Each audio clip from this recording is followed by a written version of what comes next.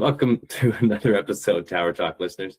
This is Tarek and Mark with you as always, but today we have a special guest, Isaac Unger. Isaac is a business development consultant that we've been working with at Tower for a few months. He's been specifically focusing on agriculture for us, and even more specifically, the colonies.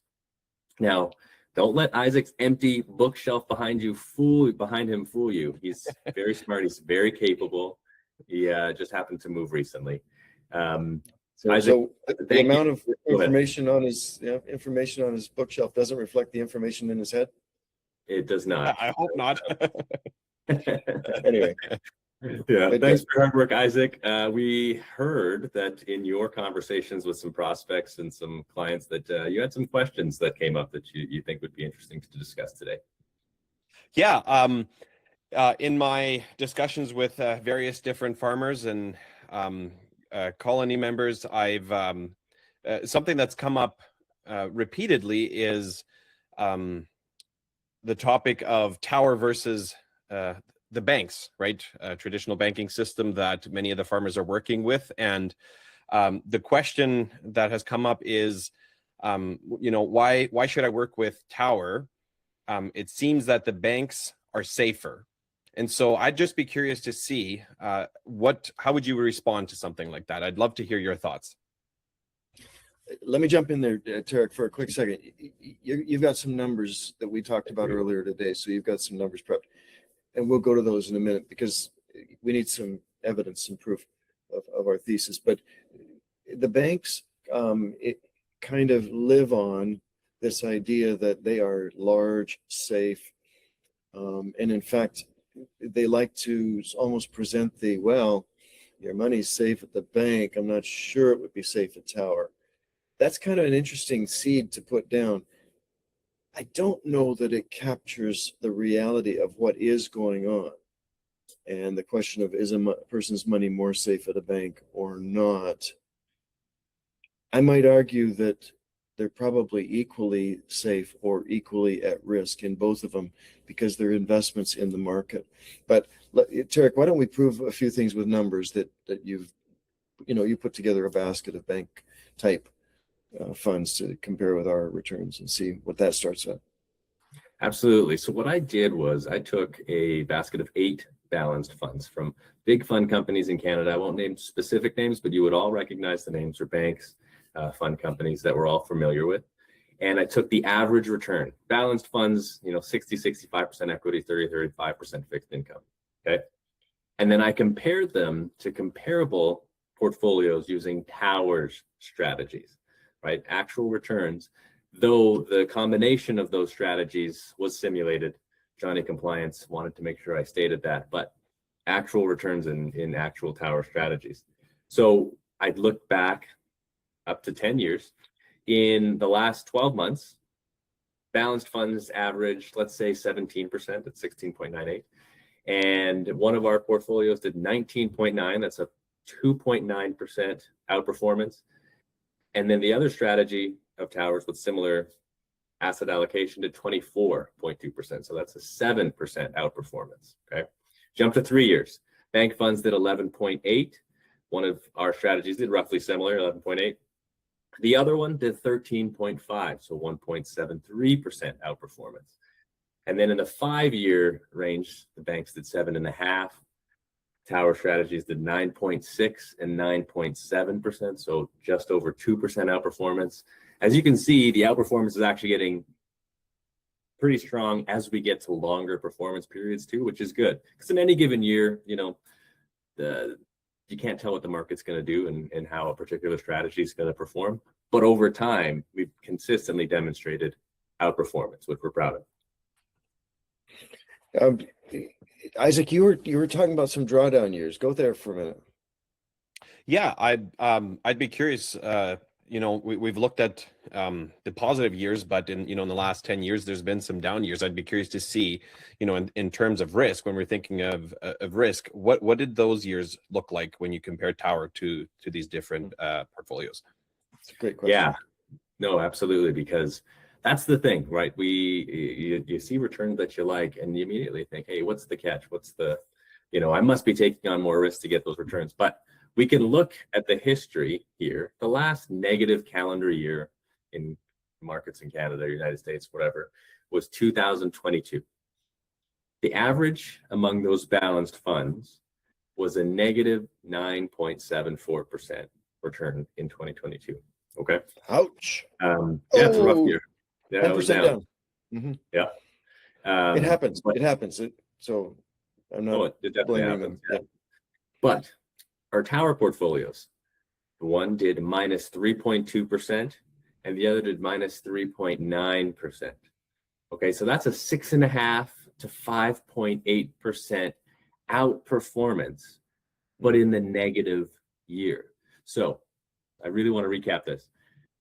We outperformed in the 3, 5, 7. Excuse me, not 3, 5, 5, 7, 5, and 10. Sorry, the longer term period. 3, 5, and 10. Yeah. Yeah, 3, 5, and 10. And in the negative year, we also outperformed. So the risk that you're taking based on this, analysis is not more. We actually did better in a negative year. I really wanted to emphasize that.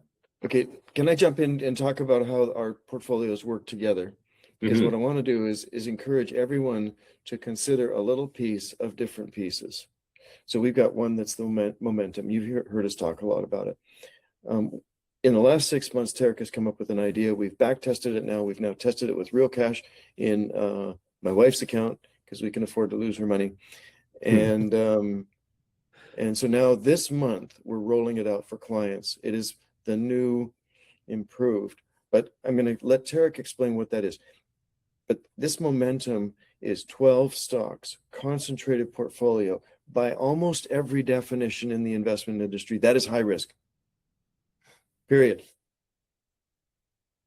My only answer to that is the best way to manage risk is get a great return.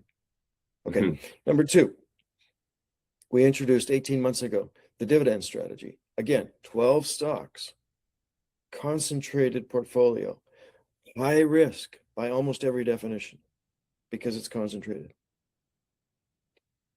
How do we manage the risk with 12 stocks and 12 stocks? One, these are completely different lists of stocks. We run long and extensive screens to identify what 12 stocks we want to buy.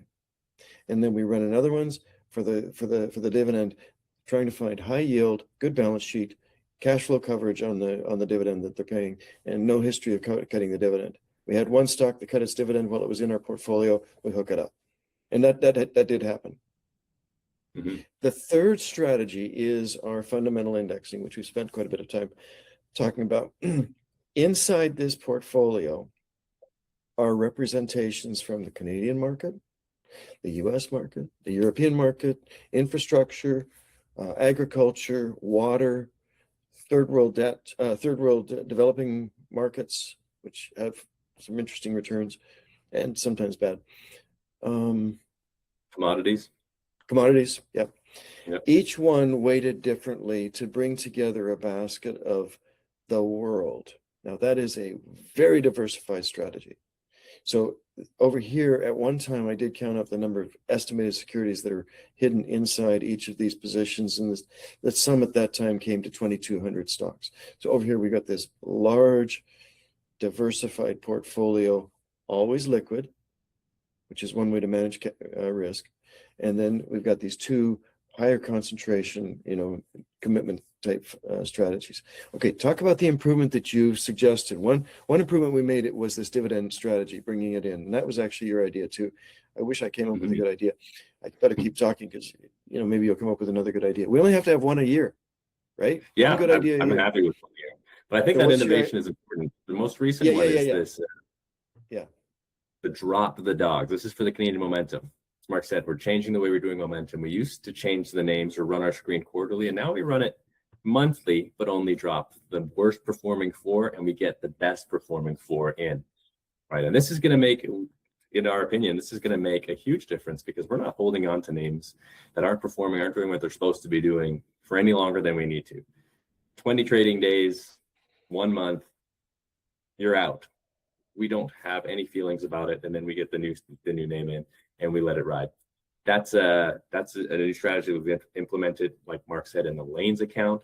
It did extremely well. We've now implemented it firm wide. So that's the new process, and we're really excited about it.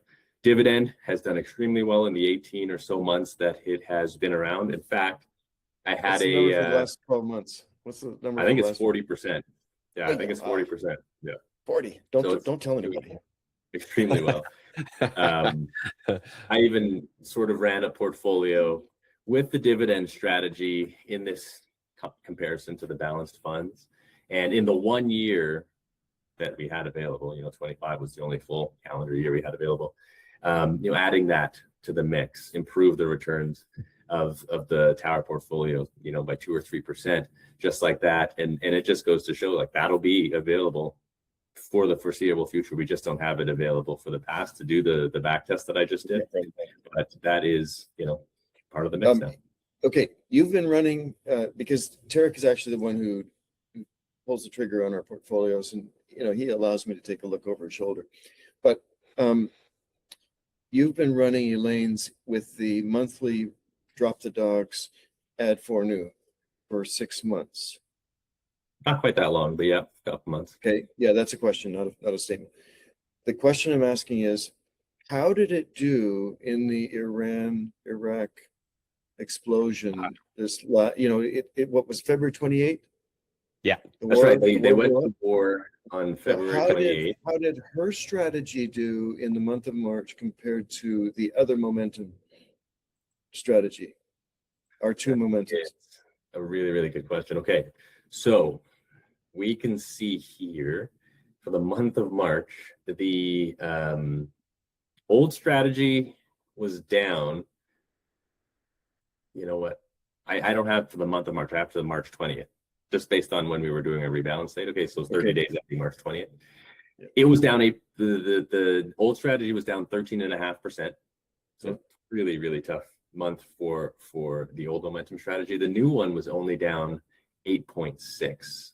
So that's 5%, 4 and a bit percent better return.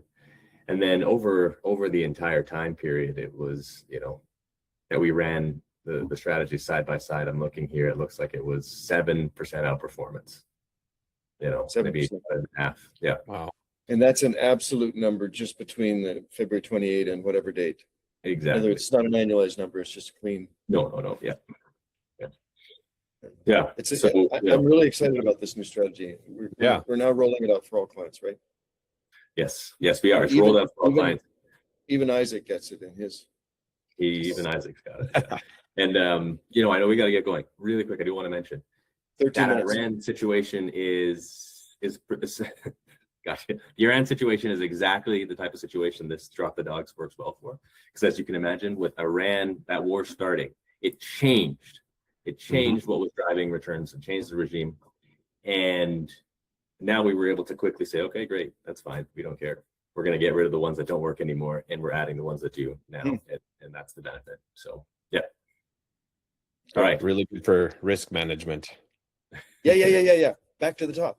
We're looking at risk management. Innovation is a great way to manage risk. These screens, these discipline screens, great way to manage risk.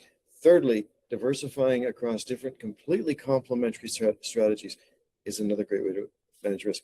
We actually think we have a case to argue that we're as good as the banks.